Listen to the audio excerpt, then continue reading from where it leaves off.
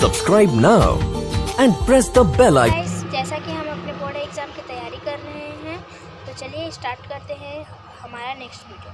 हमारे next video में subject science ही है, उसका चैप्टर टू में है अम्ल, क्षारक एवं लवण। तो इस चैप्टर से कौन कौन से क्वेश्चन परीक्षा में पूछे जाने की संभावना अधिक है, उसको हम यहाँ पर देखेंगे। जो स्टूडेंट हमारे चैनल पर नए हैं, उनको नहीं पता, तो हम बता देते हैं कि हम अभी board exam 10th board exam की तैयारी कर रहे हैं। यदि वे हमारे साथ तैयारी करना चाहते हैं तो चैनल को सब्सक्राइब जरूर कीजिए। Thank you. तो चलिए बढ़ते हैं अपने वीडियो की तरफ। इंपॉर्टेंट क्वेश्चन में से सबसे पहला क्वेश्चन यह है कि पीएच मान क्या है। पीएच मान क्या है, चलिए उसका आंसर देखते हैं हम लोग।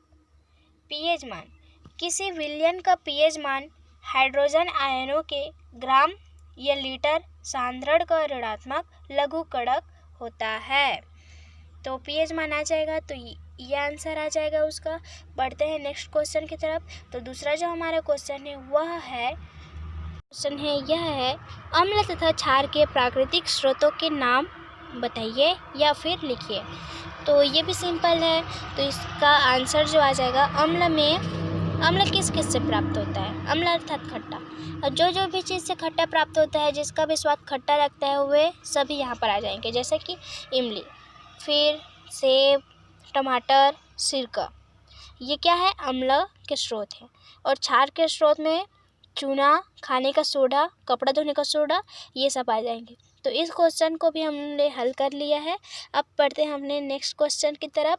तो वह है ये भी इम्पोर्टेंट है, पेपर में आने की संभावना इसकी ज़्यादा है। तो चलिए इस क्वेश्चन को हम बताते हैं। लवण किसे कहते हैं, किसी लवण की प्रकृति किस प्रकार निर्धारित होती है ना, ये क्वेश्चन है हमारा। तो ये तो क्वेश्चन बुक में है, आप इसको अच्छे से रीड कर लीजिएगा। चलिए हम इसका आंसर बताते हैं। लवण एक भाग धनायन तो दूसरा ऋणायन होता है। लवण की प्रकृति क्षारीय व अम्लीय मूलक पर निर्भर करती है। तो ये भी क्वेश्चन हो गया। एक बार और आंसर बता देते हैं इसका। लवण में एक भाग धनायन और दूसरा भाग ऋणायन होता है। लवण की प्रकृति क्षारीय व अम्लीय मूलक पर निर्भर करती है। एक और इम्पोर्टेंट क्वेश्चन है, वह भी आ सकता है। तो चलिए उस क्वेश्चन को हम देखते हैं। उदासीनीकरण अभिक्रिया किसे कहते हैं, दो उदाहरण द्वारा समझाइए।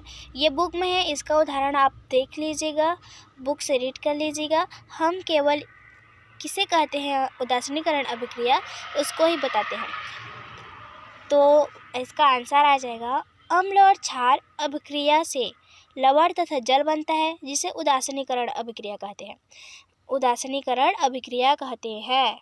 एक बार फिर, अम्ल और क्षार आपस में मिलकर लवण तथा पानी का निर्माण करते हैं, उसे उदासीनीकरण अभिक्रिया कहते हैं। उदाहरण में आ जाएगा नाइट्रिक अम्ल, पोटेशियम, ये दोनों अभिक्रिया करके पोटेशियम नाइट्रेट का निर्माण करते हैं तथा जल भी बनता है। तो यह क्रिया उदासीनीकरण अभिक्रिया कहलाएगी। इस पार्ट के अंत में जो क्वेश्चन आंसर है, उसमें केवल एक ही क्रियाकलाप करने को दिया है, तो इसको आप ज़रूर देख लीजिएगा, शायद पेपर में आ सकता है। तो वह है अंडे का छिलका जब तनु हाइड्रोलिक अम्ल के साथ अभिक्रिया करता है तो बुदबुदाहट उत्पन्न होती है तथा निकलने वाली गैस जलती माचिस की तीली को बुझा देती है। इस क्रियाकलाप को निम्नलिखित बिंदुओं के आधार पर समझाइए बोला है। पहला प्रयोग विधि दिया है, उपकरण का चित्र भी बनाना है, अभिक्रिया संतुलित रासायनिक समीकरण भी लिखना है। तो ये तो बुक में दिया ही होगा, इसको आप रीड कर लीजिएगा। जानते हैं आप कि हम ज़्यादा लंबा वीडियो नहीं बनाते हैं, इसीलिए हम इसको अभी नहीं बता रहे हैं। और दूसरा जो इम्पोर्टेंट क्वेश्चन है, वह है वायुमंडल में कार्बन डाइऑक्साइड, सल्फर डाइऑक्साइड तथा नाइट्रोजन के ऑक्साइड अधिकता जनजीवन को किस प्रकार प्रभावित करते हैं। तो यह भी क्वेश्चन आ सकता है। इस पार्ट में ज़्यादा टॉपिक नहीं है। तो ये थे इम्पोर्टेंट क्वेश्चन।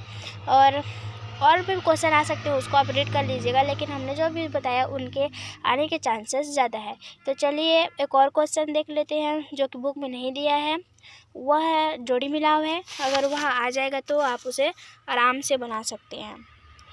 तो चलिए उसे देखते हैं। तो ये रहा, टेबल में दिया है, एक और अ और दूसरे में ब, इसको दोनों को मिलाना है। तो इसका आंसर देखिए नीचे में है, आप इसको देख लीजिए अच्छे से।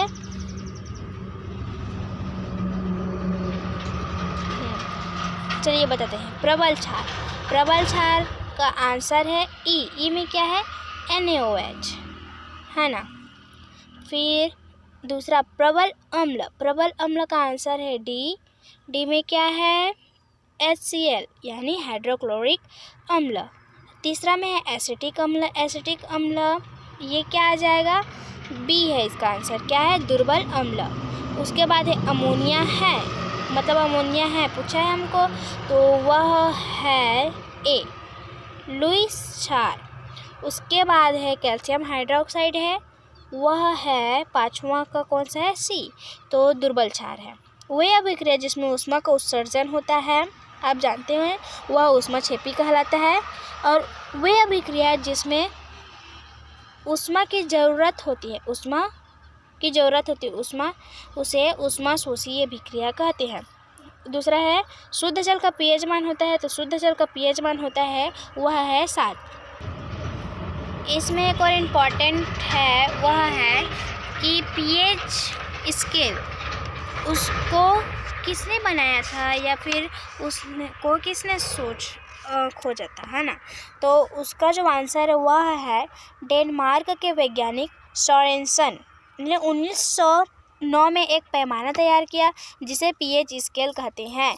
यहाँ P का तात्पर्य पोटेजन को हिंदी में बोलते हैं शक्ति अर्थात दिए गए विलयन में हाइड्रोजन आयन की मात्रा कितनी है, यह pH द्वारा प्रदर्शित किया जा सकता है।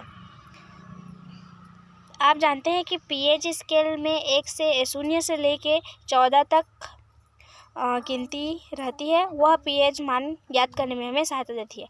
देखिए अगर 0 से 7 के बीच में है तो वह अम्लीय है, यदि 7 से 14 के बीच में है तो वह क्षारीय है, और एकदम 7 में है तो वह उदासीन है। इस प्रकार हम देख सकते हैं, बुक में भी दिया है pH मान स्केल चित्र में, तो उसको भी देख लीजिएगा। दूसरा क्वेश्चन है वह है कि दैनिक जीवन में pH के क्या महत्व है। ये तो महत्व बहुत सारे हैं, जैसे पहला है पाचन की प्रक्रिया और pH, इसको अगर विस्तार से पढ़ेंगे तो ये होगा, हमारा आमाशय में तनु हाइड्रोलिक अम्ल स्राव करता है, ये तो हमें पता ही है, और जो भोजन को पचाने में मदद करता है, इससे हमारे शरीर को कोई नुकसान नहीं होता है, यह भी पता है। अपच की स्थिति में आमाशय द्वारा अधिक मात्रा में अम्ल स्रावित होता है, जिसके कारण जलन तथा दर्द का अनुभव होता है। चैप्टर के इम्पोर्टेंट क्वेश्चन और बहुविकल्पीय क्वेश्चन को आप पढ़ लीजिएगा। जैसे सकीना के पेट में अम्लता के कारण जलन होने लगी, उसे आवश्यकता है, तो उसे क्या आवश्यकता हो सकती है। पहला दिया है प्रबल अम्ल, दूसरा दिया है प्रबल क्षार की, दुर्बल क्षार की या फिर दुर्बल अम्ल की, तो ये आ जाएगा दुर्बल क्षार की, इसका आंसर है ना। तो चलिए आज के वीडियो में इतना ही बताते हैं। हाँ, जो स्टूडेंट अभी तक हमारे चैनल को सब्सक्राइब नहीं किए हैं वो सब्सक्राइब कर लीजिए, क्योंकि हम बोर्ड पेपर की तैयारी कर रहे हैं क्लास 10th की। धन्यवाद।